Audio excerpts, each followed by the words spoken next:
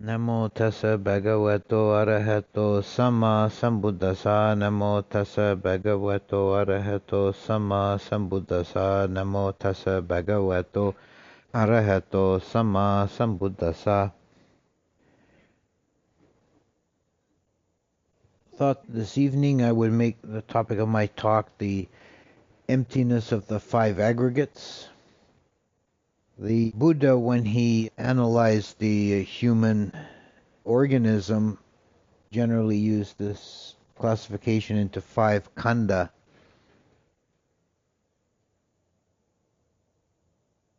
That is body, feelings, perception, mental formations, and consciousness. This is what constitutes a human being. When he spoke about this analysis, it was generally to illustrate the principle of not self, of anatta, that all of these five aggregates are without a self essence, without a substantial being or core, and there's no being or self outside of the five aggregates. Search as you might, you don't find anywhere a self essence or being that's not within the five aggregates. So from a logical or explanatory point of view, the idea of a self is superfluous. It's not needed. The entire functioning of a being can be explained in terms of the five aggregates without any reference to a self. It becomes a completely unnecessary conception. It's a redundancy or a superfluity. However, beings are very attached to the idea of a self, and they can postulate or imagine that any of the five aggregates is the self, and this in one of four ways. To take the aggregate of body, you could say, I am the body, or the body belongs to me, or I am in the body, or the body is in me. So these four ways multiplied by the five aggregates make the 20 ways in which people imagine a self.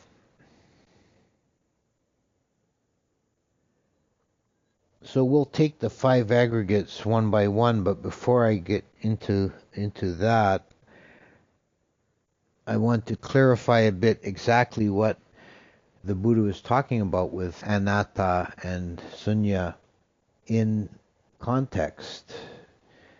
Although the Buddha's teachings are timeless, they're akaliko and they're valid for all time, they were spoken within a context of a certain cultural, philosophical, spiritual milieu, and it can help us to understand what he's getting at if we take it in context of its own time and culture.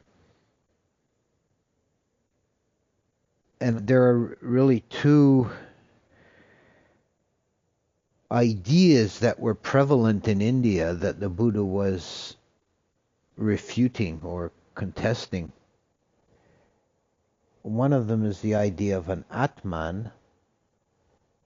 This is a Sanskrit word, Atman.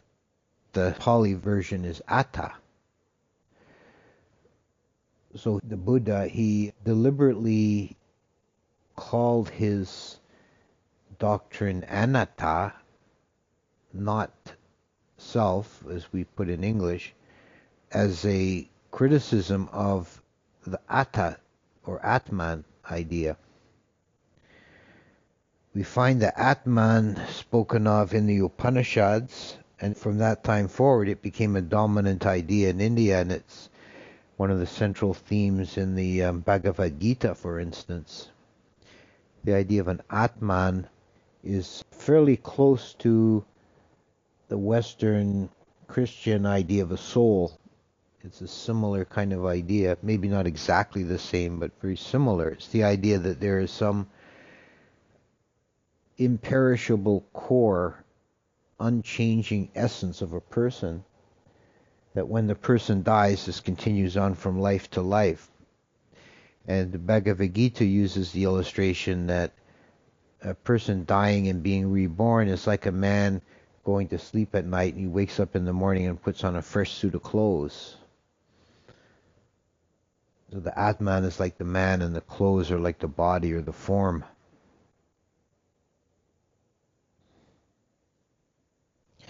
And there was a development of this idea in the Upanishads, that the Atman is Brahman. And Brahman was the essence or the soul of the universe. It's like God in some ways, but it's like a universal mind or soul. And the idea was the Atman was just a particularization of the Brahman.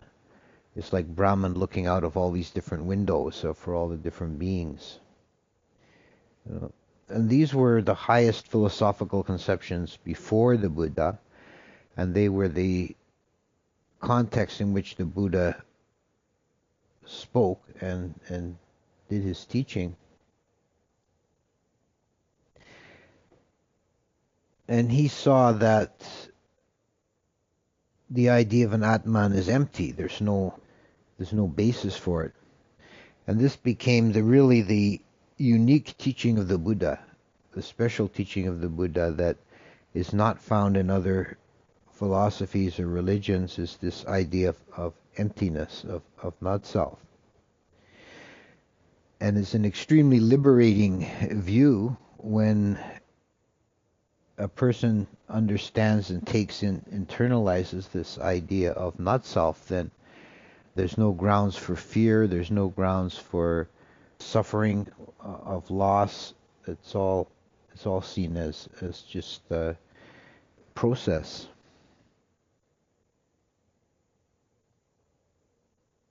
And the idea of an Atman or a self, it doesn't explain anything. It's not necessary. And in fact, when one holds to this idea, it becomes a source of attachment and suffering. Because then you believe in something that has to be protected, that is essential. But if you see that as not real, then there's no ground for attachment and no ground for fear, no ground in the end for suffering.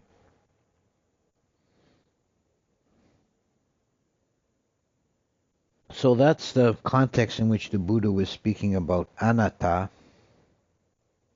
Sunya is emptiness, is the more general principle.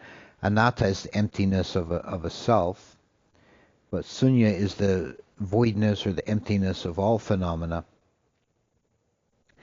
And that's opposing a philosophical idea that was called the swabhava, the own essence. And this has been an idea in philosophy, East and West, very dominant philosophical position. Aristotle in the West formulated it as the idea that anything has an essence and has qualities.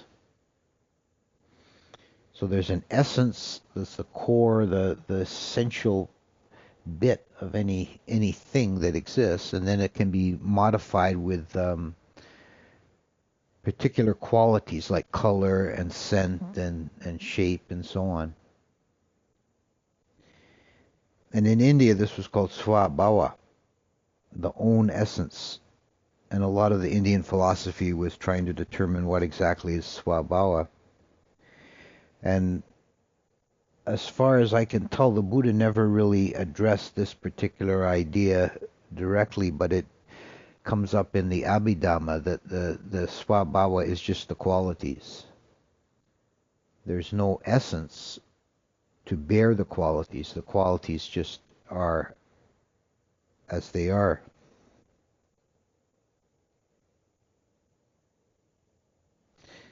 This idea of own essence, or the essential nature of a thing, this is an interesting sidelight to this, is in the West, in the Christian, particularly in the Catholic Church, which followed the philosophy of Aristotle for a long time, the idea of the transubstantiation. In the Mass, the bread is turned into the body of Christ, and this is explained in the theory is that the qualities of the bread remain, but the essence has been changed to the essence of the body of Christ. I read a book about Galileo, and the contention of this book was that the church prosecuted him for that reason, really, but it was kind of considered a bit too obscure to make a case of, so they picked on his other theory about the planets. But they really objected to his overturning Aristotle, because that undermined the whole idea of the Catholic Mass. But in India, this idea of Swabhava was also very mainstream. It was like the mainstream philosophy, and it was something that the Buddhists denied. So we go through the five aggregates and see how they're empty. The body, it seems like the most substantial kaya kanda, the physical form, or rupa kanda, physical form, materiality, matter. The Buddha, he had a simile for each of the five aggregates, and for the body is like sea foam. It's like this insubstantial froth. It's essentially a pattern. It's like if you have a river or a stream of water, and there can be a little whirlpool in the water. The water is going in and out of the whirlpool, so the individual molecules of water are constantly changing. So there's no substance, no continuity of substance, but there's a continuity of pattern. And it's similar to our bodies. We're constantly exchanging material molecules with the external world with every breath. When we eat and excrete, we're constantly passing material through the body. So that's one way of seeing the insubstantiality of the body, is to see it as a pattern in the universal flow.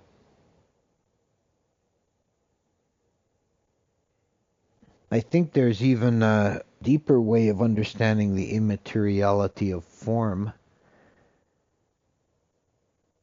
Something that we've only really had the language and the understanding from the physical side to express this for the last 100 years or so.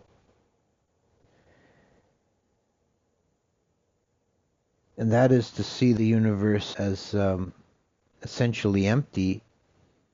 It's a field of potential. In technical language, it's a quantum wave function. That's the relationship between the consciousness and the wave function that collapses it into a specific pattern. And remember the Buddha's analogy of sea foam. It's interesting that there's a concept in physics of the quantum foam, they call it, that in the emptiness of space, or in any vacuum, there's always particles coming into being and passing out of being. And that's called the quantum foam. And it's mathematically necessary that this be so because of the Heisenberg uncertainty principle. If it didn't happen, then you could be sure of zero position and zero momentum. But to keep the math straight, so to speak, the universe has to throw up these particles constantly. It's called a foam. So physical matter is an insubstantial manifestation out of the infinite potential of the void. And this is one way I think that is very useful to think of the emptiness or the void as an infinite potentiality. Think of an analogy. If you have a blank canvas, there's infinite possibilities of what could be done with this blank canvas. You might have a Mona Lisa, something as beautiful as the Mona Lisa, or you might have some ridiculous, crappy cartoon, or anything in between, or anything else. Once something is painted on the canvas, then it's in manifest form.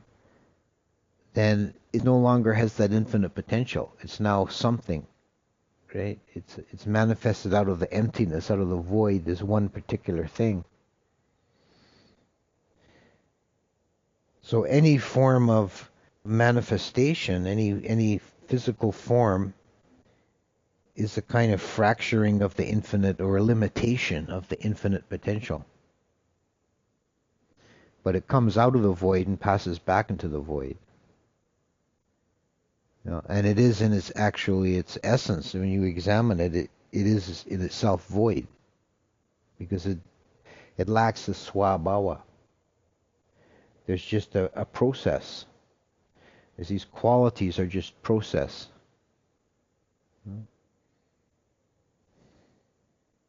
And our bodies are just process coming into being and passing out of being.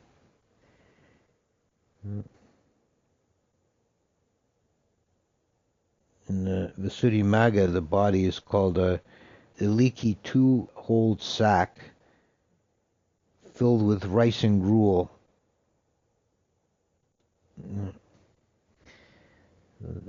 It's just a process, things passing through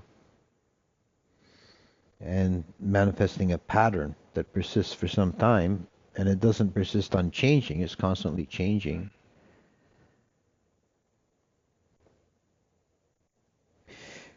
So that's the emptiness of the body, which seems to be, at first glance, it seems to be the most substantial.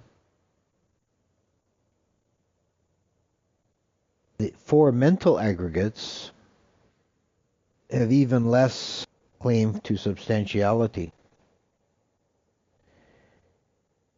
For one thing, they're more impermanent than the body. The Buddha said that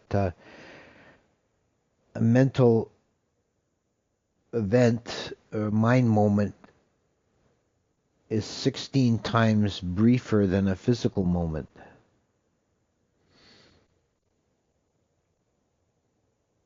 So all the mental aggregates are constantly changing at an even more rapid pace than the body. And they have no substantiality whatsoever, even in the limited sense that the body does. The feelings or Vedana are compared to soap bubbles. I think a soap bubble, if you're blowing bubbles, you can get some very big bubbles, but they just persist very briefly and then they break, they're gone. It's like our feelings can seem very strong and important and substantial, but they're as effervescent as soap bubbles. They blow up without any real substance behind them.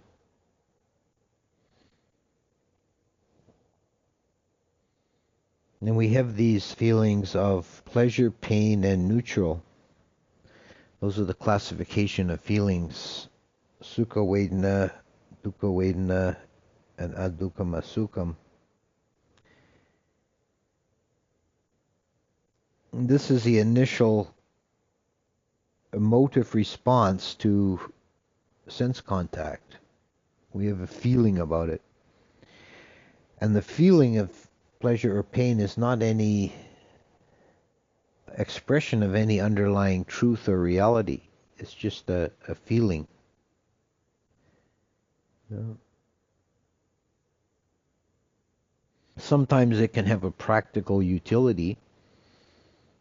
It's probably in an evolutionary sense, that's probably why we have this faculty of classifying things according to feeling, because objects in the external world might be harmful or helpful or neutral. And an organism determines by a reaction to it. You know? But it's not an expression of any underlying reality. And the feelings that we have that are entirely mental, we feel happy or sad at certain ideas or events, or somebody says something, or uh, any sort of external stimulus, and makes us feel happy or sad. There's no substantial reality to it, and it is a cause of confusion and suffering if you follow these feelings. And it's like being on a roller coaster.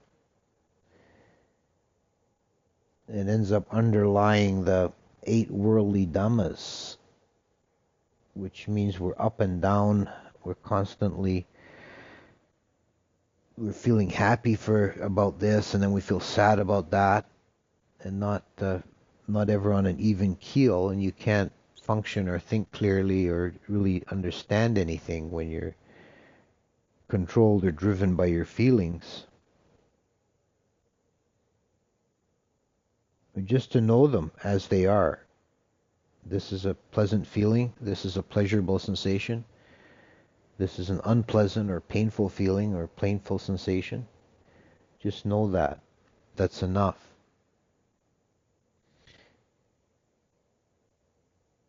Perception, or sanya, is compared to a mirage in the desert.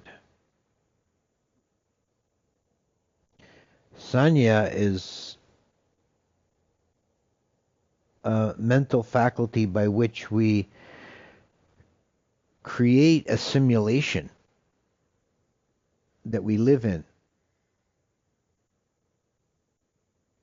We get information from the outside world through the senses, through the eyes, ears, nose, tongue, and body.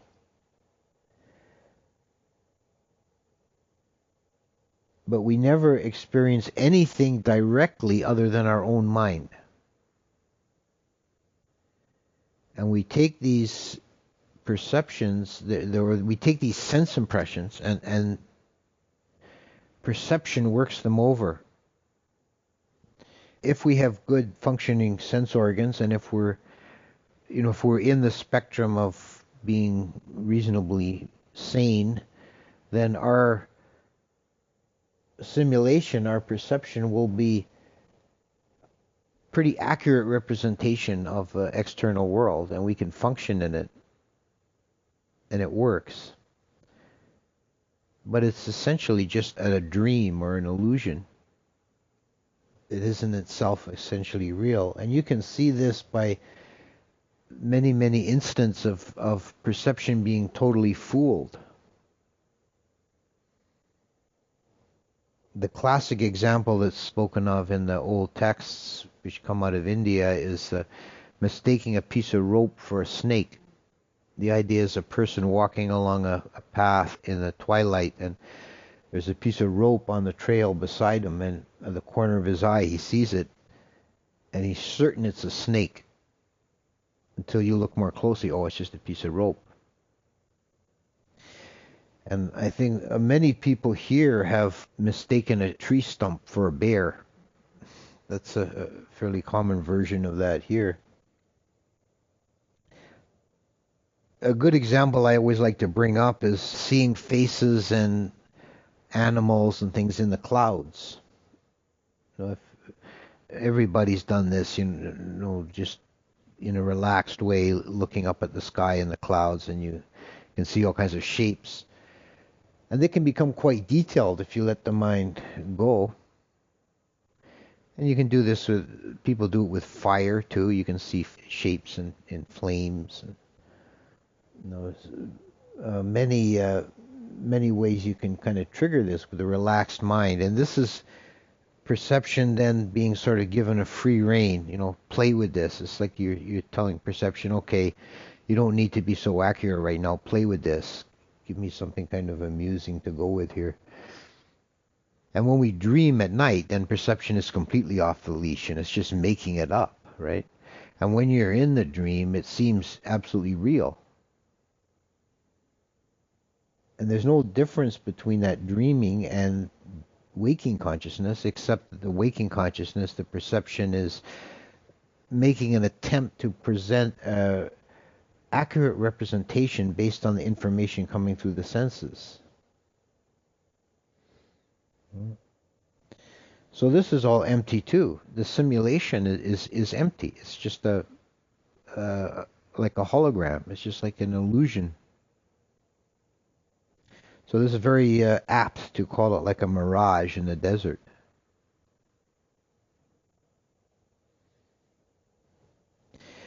Mental formations, sankharas, are all the creations of the mind. Sankhara means something built up, something made or created. The root kara is in karoti, to work or to do. And this is a kind of a broad category of all the stuff that the mind does in imagining and thinking, creating more complex emotions built up, out of a combination of Vedana and Sankara. And the mind is infinitely creative in doing stuff. There's an old joke that said that neurotics build castles in the air, psychotics live in them, and psychiatrists collect the rent.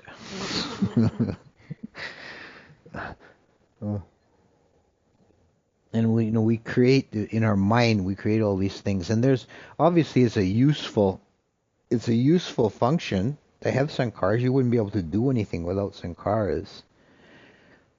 And anything we actually create physically, we make in the world, first has to begin as a sankhara. It first arises in the mind, and then you express it externally. And whatever you do or build or make or create a physical object, it has to begin with a conception in the mind.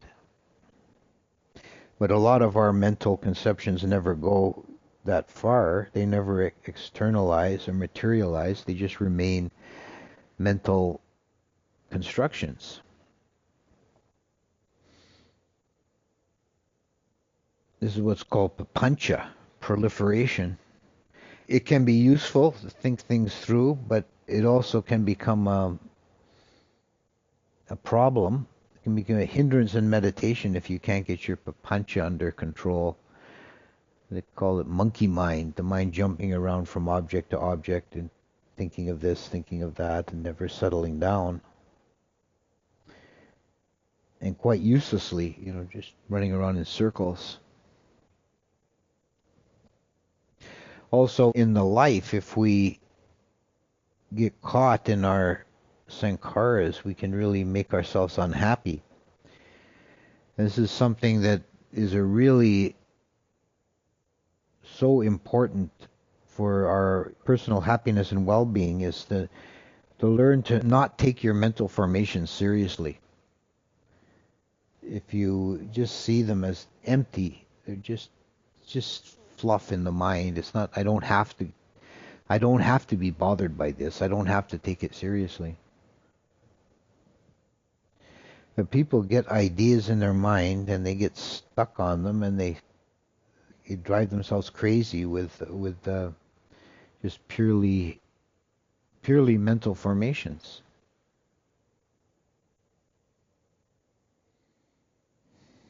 So you don't have to believe the constructions of your own mind. You don't have to act on them. You can try to make a wise decision. Is this a good idea or plan or not?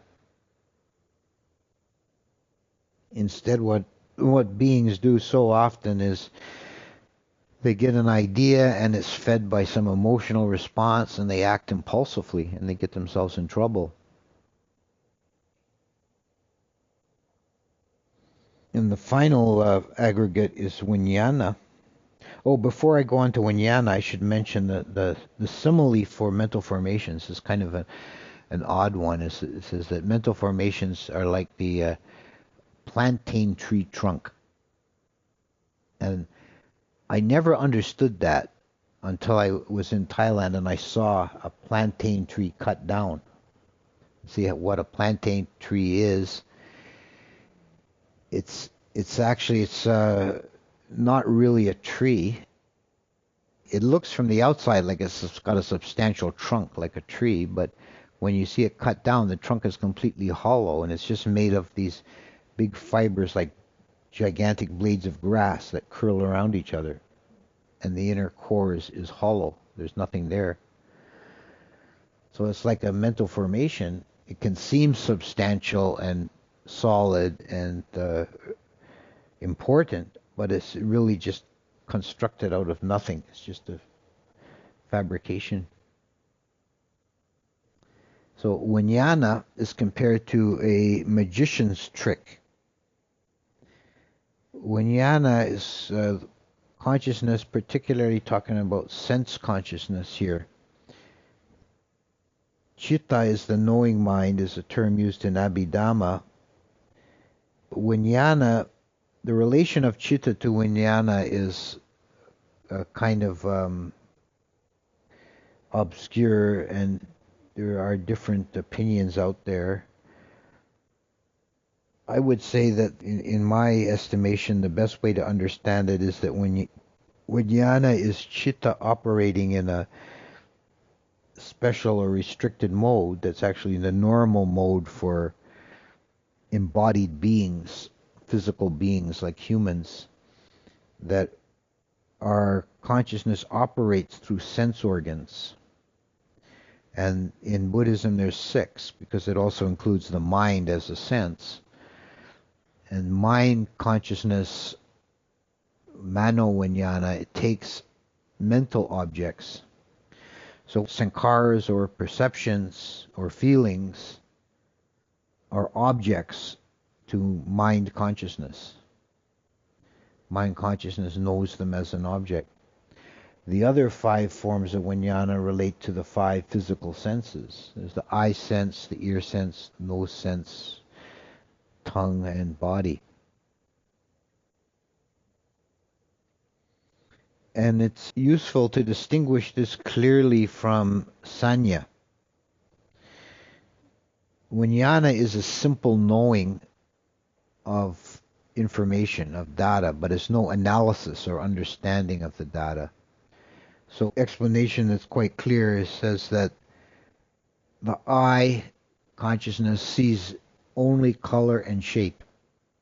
It doesn't see a tree or a house or a dog. It sees color and shape.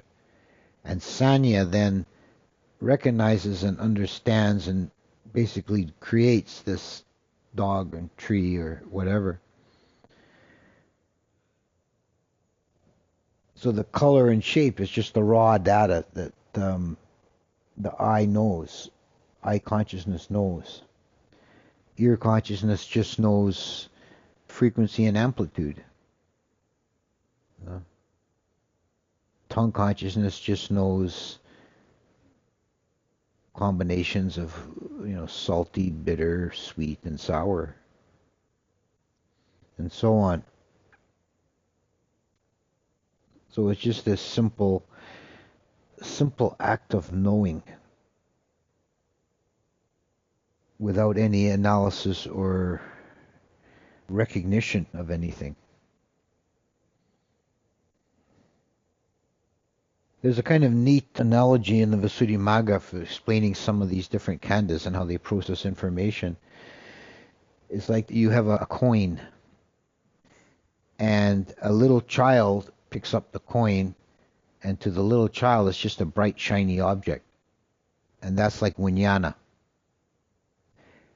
And then if an ordinary adult person picks up the coin, he recognizes it as a coin of a certain value. This is a half kahapana coin. That's like sanya, or perception. But then if a money changer picks up the coin, he says, oh yeah, this is a Magadha half kahapana piece. It's 98% pure gold. It's worth 10% more than a Kosalan half kahapana. Like he can then analyze all these other details about it. That's like sankharas, like spinning out all this information. You know?